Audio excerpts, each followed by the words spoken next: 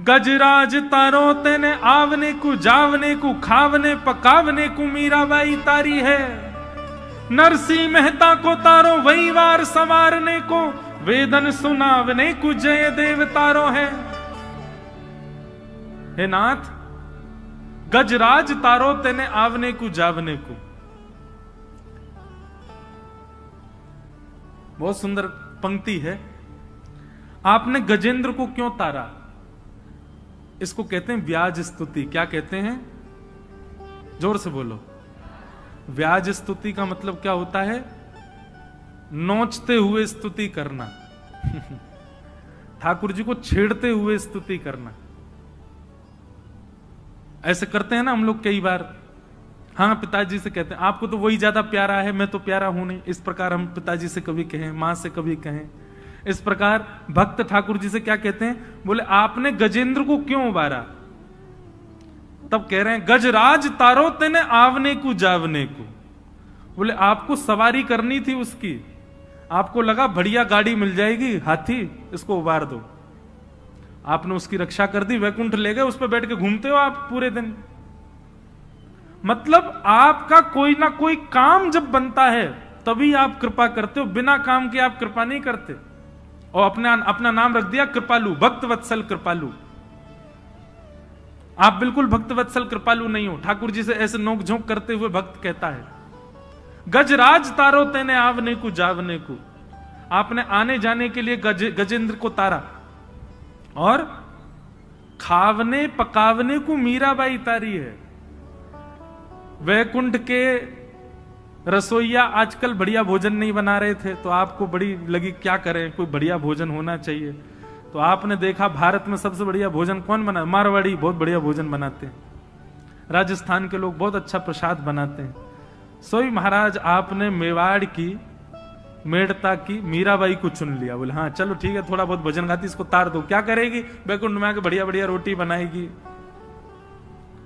अब हम तो मध्य प्रदेश में बैठे हैं, लेकिन मारवाड़ी लोग क्या बढ़िया भोजन पाते हैं। एक से एक सामग्री बनती है उनके यहाँ, ऐसी ऐसी सामग्री की सुने ही नहीं हो नाम। बोले आपने भोजन करने के लिए, बढ़िया बढ़िया भोजन पाने के लिए मीराबाई को तारा, और गजराज तारो तेने आवने को जावने को खावने पकावने को मीराबाई तारी है। नरसिंह मेहता को तारो वहीवार सवारने को। नरसिंह मेहता को क्यों तारा? बोले बहुत दान दक्षिणा चढ़ती है मंदिरों में, तो एक वो भी होना चाहिए, मुनि हिसाब किताब रखे, कहां कितना चढ़ रहा है, पूरी लेखा जोखा रखे। आप तो पूरे दिन यूं ही खड़े रहते हो, आपका ध्यान तो जाता नहीं कौन कितने चढ़ा रहा है। तो एक व्यक्ति मुनि में रहना चाहिए ना, दिखता रहे, विवाह आपका सारा व्यापार संभाले। नरसिंह मेहता को तारो वहीवार सवारने को, और वेदन सुनावने को जयदेव तारो है। जयदेव महाप्रभु, महाकवि जयदेव बहुत सुंदर सुंदर रचनाएं सुनाते थे, इसलिए आपने उनको तार दिया ताकि वो बैठ करके आपको सुंदर सुंदर रचनाएं सुनाया करें, वेद सुनाया करें।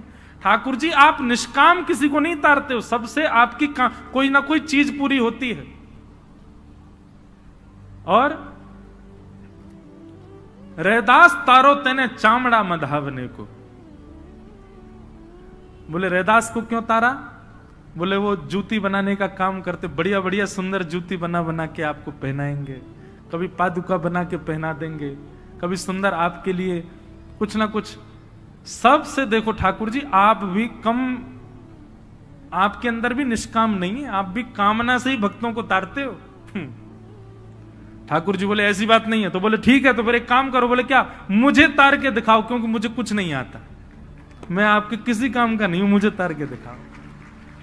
मोहे तारो वा में आपकी भलाई है। मुझे कुछ नहीं आता, रोटी बनवाओगे तो श्रीलंका का नक्शा बना दूंगा, सब्जी बनवाओगे तो क्या बने कुछ समझ नहीं आएगा, वस्त्र बनवाने को कह दोगे तो नाथ चित्रे बना दूंगा, श्रृंगार करने को कह दोगे तो पता नहीं क्या से क्या आपको बना दूंगा। मैं आपके किसी काम का नहीं हूं, मैं तो पैर पे पैर धरे पड़ा रहता हूं, महा आलसी जीव हूं, मुझे तारो। अगर मुझे आपने तार दिया तो मैं कहूंगा कि हां आप निष्काम भक्त वत्सल हो। ऐसी जिद आई कभी मन में? ऐसी जिद कभी हुई मन में? ना।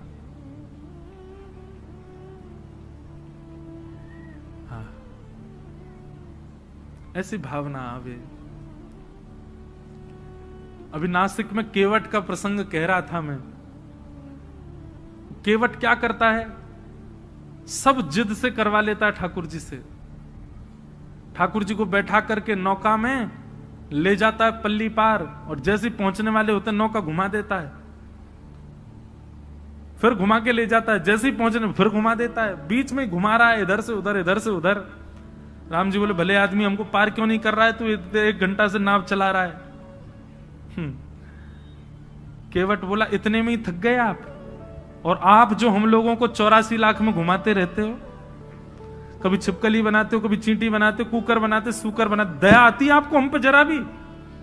84 लाख में पूरा, जब तक 84 लाख का फेर नहीं हो जाए तब जाके हमको मानव बनाते हो, और यहाँ 4 फेरे में ही हार गए। कम से कम 84 तक तो रुको। राम जी के नेत्र सजल हो। तो बंधु, ये मुझे ऐसी वाली भक्ति बड़ी प्रिय लगती है वैष्णवों की, जो ठाकुर जी से ऐंठ करके, ऐंठ ना समझते हैं, ऐंठ करके मतलब थोड़े जो है हमारे ब्रज की एक सवैया है, हम श्री राधे जू के बल अभिमानी। हमको किसका अभिमान है? बोले किशोरी जी के बल का अभिमान है हमको।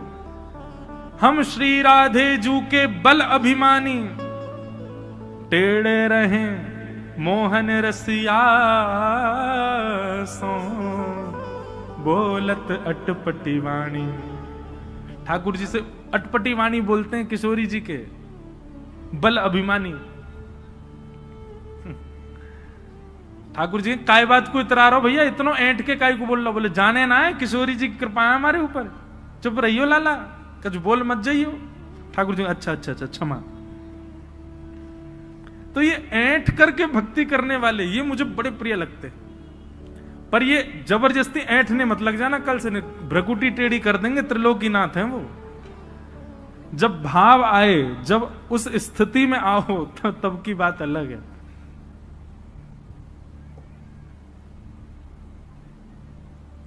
तो वैद्यम वास्तव मत्र वस्तु सिद्ध। तो ये जो चाहिए ना, भक्ति में थोड़ी ऐंठ आ जाए, किसी को भक्ति में लाड़ प्यार की भक्ति करनी है, किसी को भक्ति में प्रियतम की भक्ति करनी है, किसी को भक्ति में सख्य की भक्ति, ये सारे भक्ति के लक्षण, इनकी कामना से भागवत की कथा सुनो। वैद्यम वास्तव मत्र वस्तु शिवदम। ठाकुर जी की भक्ति करने के लिए भागवत की कथा है, ये मुक्ति उक्ति प्राप्त करने के लिए भागवत की कथा नहीं है। हमें मुक्ति मिले इस कामना से कथा मत सुनिए। मुक्ति मिलेगी, क्या मिल जाएगा? हमको क्या पता कि हम कहां जाएंगे मृत्यु के बाद?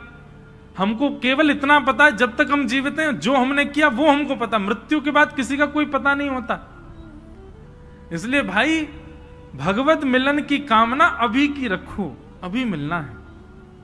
और वो कामना आपकी पूर्ण केवल एक स्थान कर सकता है, वो है ये प्रांगण, भागवत का प्रांगण।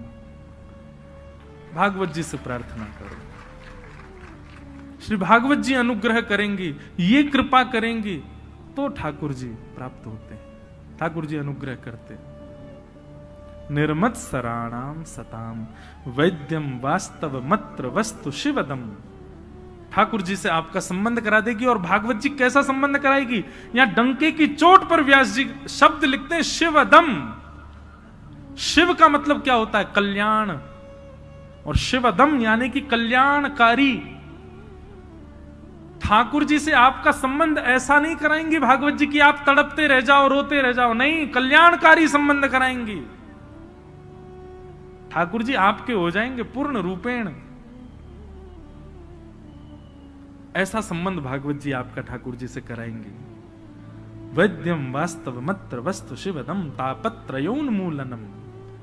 श्रीमद् भागवते महामुनि कृते किंबा परैरीश्वरः सद्यो हृद्यवरुध्यते त्रिकृतिभिः।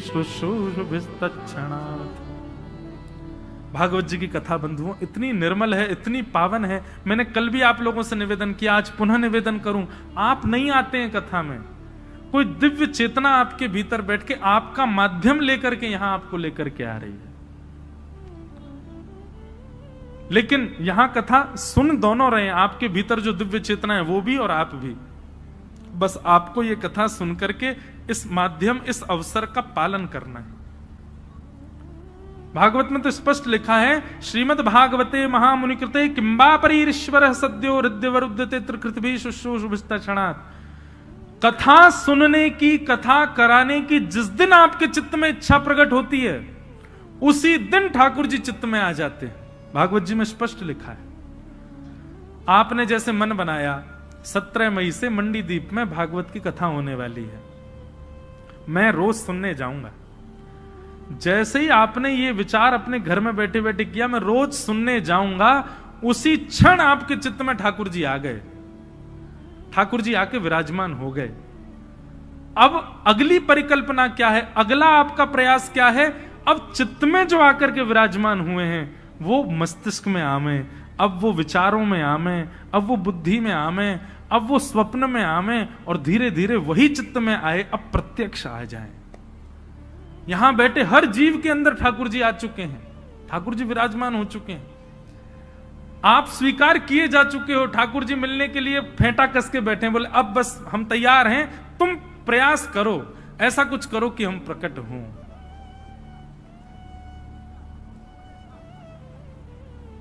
और वो कैसे करना, वो भागवत में बताई जा रही है। दुनिया भर के हम पॉइंट्स बता रहे हैं, उन्हीं का पालन करने लग जाओ, वही चित्त में आए ठाकुर जी, प्रकट हो जाएंगे। तो भागवत का सबसे बड़ा फायदा यह कि ठाकुर जी आ गए हैं, बस अब आपको इतना प्रयास करना है कि वो चित्त से प्रकट होकर के सन्मुख आ जाएं। वैद्यम वास्तव मत्र वस्तु शिवदम तापत्रयोन्मूलनम श्रीमद् भागवते महामुनि कृते किंबा परीश्वर सद्यो हृदयवरुध्यते त्रिकृतभि शुश्रूषुभिस्तक्षणात्। स्वामी श्री हरिदास जी महाराज ने अपने चित्त के ठाकुर जी प्रकट किए, आज वृंदावन में सबको दर्शन दे रहे हैं। श्री वृंदावन बिहारी लाल हितहरिवंश महाप्रभु, कल उनका उत्सव है, कल एकादशी है, कल महाप्रभु श्री हितहरिवंश महाप्रभु जी का उत्सव है। कल उनका चरित्र थोड़ा सुनाएंगे कथा में, जिन्होंने श्री राधा वल्लभ लाल जी को प्रकट किया। मुझे विदिशा में कथा करने आया था, तब भी भोपाल से कई वैष्णव आए, वो मेरे को देखते ही बोलते श्री हरिवंश। तो मैं देखता, मैंने कहां से? बोले भोपाल में राधा वल्लभ मंदिर। मैंने कहा भोपाल में राधा वल्लभ जी कहां से आए? आज भी कई वैष्णव आए और भी कई, तो परसों हम श्री राधा वल्लभ जी का दर्शन करने जाएंगे जो भोपाल में विराज रहे हैं। और वहीं हवेली भी है ठाकुर जी की, वहां श्री गोवर्धन नाथ जी का दर्शन भी करेंगे। हितहरिवंश महाप्रभु के चित्त के ठाकुर जी प्रकट होकर सबको दर्शन दे रहे हैं, श्री राधा वल्लभ लाल। वैसे तो वो महादेव के ठाकुर जी हैं, पर महाप्रभु जी ने उनको विराजमान किया वृंदावन में। गोपाल भट्ट गोस्वामी, उनका भी अभी उत्सव आ रहा है, श्री राधा रमन लाल जी का बुद्ध पूर्णिमा। कितने सुंदर सुंदर अवसर, आचार्य की जयंती भी कथा में पड़ेगी और ठाकुर जी की जयंती भी कथा में पड़ेगी, ठाकुर जी का उत्सव भी कथा में आएगा। तो अपने आप ये क्रम बन रहे हैं। सबके चित्त के ठाकुर जी प्रकट हुए, अब हमारे चित्त के ठाकुर जी भी प्रकट हों, वह भी अनुग्रह करें, कृपा करें। उसके लिए भागवत की कथा सुनो। पिबत भागवतम निगम कल्प तरोर गलितम फलम सुख मुखादमृत द्रव संयुतम पिबत भागवतम रसमालयम मुहुर्हो रसिका भुवि भावुका। श्रीमद् भागवत क्या है? वेद रूपी वृक्ष का पका हुआ फल है श्रीमद् भागवत। वेद वृक्ष ही फल में सार नियोजित करते हैं, चारों वेदों से ही सार निकल करके श्रीमद् भागवत में आया है जो हम लोग श्रवण कर रहे हैं। समस्त वेदों का सारम सारम समुद्वतम और सुख मुखाद अमृत द्रव संयुतम। सुखदेव जी के मुख से प्रकट होने के कारण ये भागवत की कथा अमृत तुल्य हो गई है, ये अमर बना देती है सुनने वालों को। और पिबत भागवतम रसमालयम, इस भागवत की कथा को पियो। भागवत की कथा सुनने का विषय नहीं है, पिबत भागवतम रसमालयम, भागवत की कथा को पियो, कानों में भर भर के इसका सुंदर रस पान करो, मोहर हो रस का भुवि भाव। कितना पिए? बोले पीते रहो पीते रहो पीते रहो। आसावरी कितना पियो। हमारे स्वामी श्री हरदास जी महाराज एक पद गाते हैं बहुत सुंदर।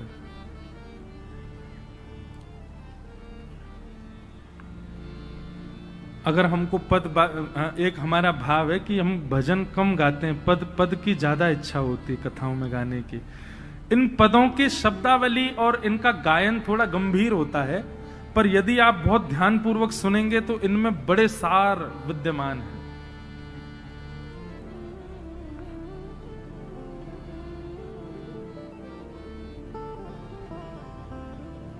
श्री वृंदावन बिहारी लाल जी को जिन्होंने प्रकट किया, ऐसे श्री स्वामी हरदास जी महाराज एक बहुत सुंदर भाव कहते हैं।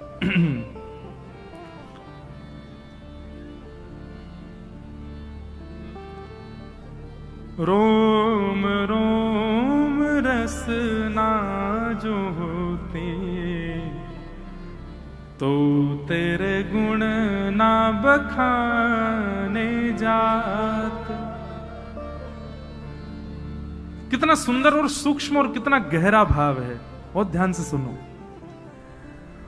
रोम रोम रसना जो होती, तो तेरे गुण ना बखाने जात।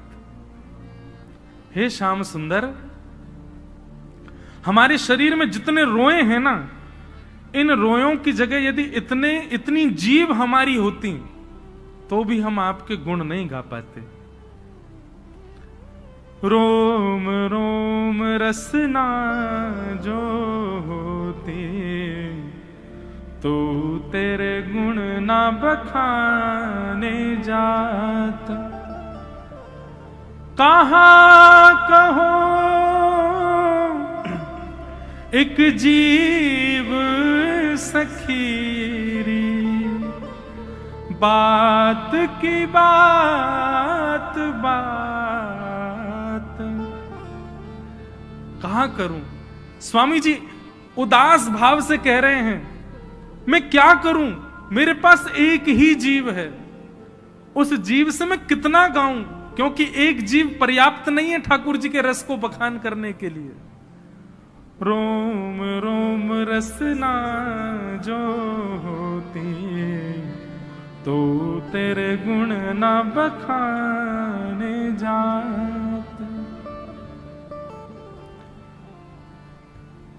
श्री हरिदास के स्वामी श्यामा, श्री हरिदास के स्वामी श्यामा, कह तेरी प्यारी तू राखति प्राण जात। रोम रोम रसना जो होती, तो तेरे गुण ना बखाने जात। ऐसे भाव जब चित्त में होते हैं ना बंधुओं, तब ठाकुर जी मन बनाते हैं कि इनसे मिला जाए। हमारे मन में कभी ये भावना आई? स्वामी जी कह रहे हैं कि इतने रोए क्यों बना दिए ठाकुर जी, इससे बढ़िया इतनी जीभ बना देते, और इतनी जीभ भी आप दे देते तो भी मैं आपके गुण नहीं गा पाता। क्या करूं मैं? मुझे कभी कभी धिक्कार लगता है। कहां करूं? एक जीभ सखीरी, बात की बात बात। एक ही जीव है, उससे कितना गाएं हम ठाकुर जी को? नहीं गा सकते। वहां हितरवंश महाप्रभु कहते हैं कि नाथ, आपने हमको 2 आंख क्यों दी? क्यों? रोम रोम में नेत्र प्रकट कर देते। क्यों? 2 आंखें आपको देखने के लिए बहुत कम है।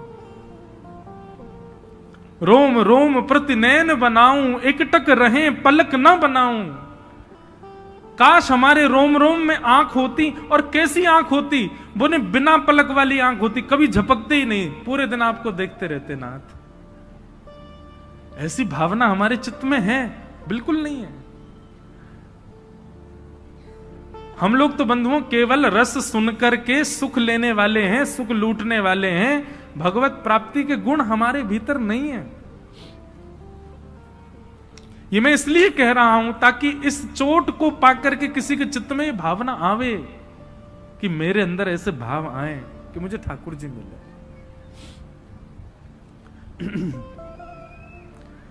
लोग जब मुझसे सुबह मिलने के लिए आए, आज भी 2 दंपति आए, संभवतः बैठे होंगे, उन्होंने आकर के मुझसे एक बात कही कि महाराज जी हम दोनों डॉक्टर हैं, पर कृष्ण भक्ति ऐसी चढ़ रही है, भक्ति ठाकुर जी की ऐसी हो रही है कि हम अपनी डॉक्टरी, जो हम डॉक्टर हैं, अपने पेशे पर ध्यान नहीं दे पा रहे।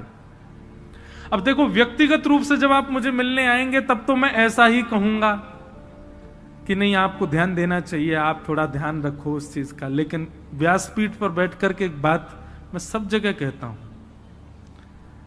कि यहां भक्ति मार्ग जब अपनाओगे तो सब छूट जाएगा, कुछ नहीं रहेगा आपके पास। यदि सबको संभालते हुए आप ठाकुर जी का भजन कर रहे हो, अच्छी बात है, लेकिन वो भक्ति का मुख्य रूप नहीं है। या तो इस मार्ग पर मत आइए, इस मार्ग पर मत चलिए, और अगर इस मार्ग को आप स्वीकार कर रहे हैं तो इस बात की पहले ही जिम्मेवारी रखिएगा अपने ऊपर, सब छूट जाएगा, कुछ नहीं रहेगा आपके पास। धीरे धीरे निवृत्ति होती है भक्ति मार्ग में। भक्ति मार्ग में आप साधनों को रखते नहीं हैं, साधनों से निवृत्त होते हैं, विरक्त होते हैं। यहां इकट्ठा नहीं किया जाता है, यहां बांटा जाता है, यहां लुटाया जाता है। और आप यदि संचित रख पा रहे हैं, इकट्ठा कर पा रहे हैं, तो अभी आप भक्ति कर रहे हो, पर ठाकुर जी की नजर में चढ़े नहीं हो। जिस दिन उनकी नजर में चढ़ गए वो सब छुड़वा देंगे, कुछ नहीं रहेगा आपके पास। गोपियां गोपी गीत में कहती हैं, तब कथामृतम तप्त जीवनम कविभिरीडितम कल्मषापहम श्रवणमंगलम श्रीमदाततम भुवि गृह्णन्ति ते भूरिदा जना। गोपियां कहती हैं, नाथ तब कथामृतम तप्त जीवनम, आपकी कथा कैसी है? इसके अनेक अर्थ निकलते हैं। एक अर्थ तो यह निकलता है तप्त जीवनम, तपे हुए जीवन में, संकट भरे जीवन में आपकी कथा जब आ जाती है तो नाथ ऐसा लगता है कि अब तपा हुआ जीवन शीतल हो गया है, तपा हुआ जीवन अब शीतल हो गया है। पर इसका एक अर्थ दूसरा यह भी है, तब कथामृतम तप्त जीवनम, जो भगवान की कथा अमृत का पान कर लेता है उसका फिर सांसारिक जीवन कैसा, बोले तप में हो जाता है, सब छूट जाता है। एक सेठ जी ऐसे कथा सुनी महाराज, उनको निमंत्रण दिया गया कि आप कथा में आओ। बहुत सत्य घटना सुना रहे हैं, ध्यान से सुनना। 4 दिन तक तो आए नहीं, और नगर सेठ थे बहुत बड़े पैसा वाले। 4 दिन तक तो आए नहीं, 4 दिन बाद बड़े अदब में आए और ये कह के आए मैं 10 मिनट बैठूंगा बस कथा में। 10 मिनट के लिए कथा में आए, कथा में आकर के बैठे, आरती में पूरी जनता खड़ी हो गई, वो बैठे ही रहे। क्यों? चित्त वृत्ति कहीं और चली गई, नेत्रों से अविरल अश्रुधार गिर रहे थे। और स्थिति यह हुई कि 10 मिनट के लिए आए, पूरी कथा में बैठे रहे, अगले दिन कथा सुनने आए, पूरी कथा बैठ करके रात भर वहीं बैठे रहे। तीसरे दिन तो यह स्थिति हुई, अपनी फैक्ट्री वगैरह सब बच्चों को दान करके और वृंदावन चले गए तुरंत। जिन जिन ने ताली बजाई है उनको सबको ठाकुर जी देख रहे हैं। रुको, जितना आप लोगों को सुख हुआ इस बात को सुन के, ठाकुर जी कहेंगे ठीक है भैया, सबके व्यापार ढूंढो क्या क्या है इनके। ये सुनने में बड़ी सहज लग रही है बात, लेकिन इसका अर्थ यही है, तब कथामृतम तप्त जीवनम। देखो भैया, ठाकुर जी जब हाथ पकड़ते हैं ना तो सब जगह से आपका हाथ छुड़वा देते हैं। लोक लाज मर्याद सब जगह से आप निवृत्त हो जाओगे, किसी के लायक नहीं रह पाओगे। ठाकुर जी के लायक बन गए तो फिर किसी के लायक नहीं रहोगे, फिर ठाकुर जी के लायक ही रहोगे बस।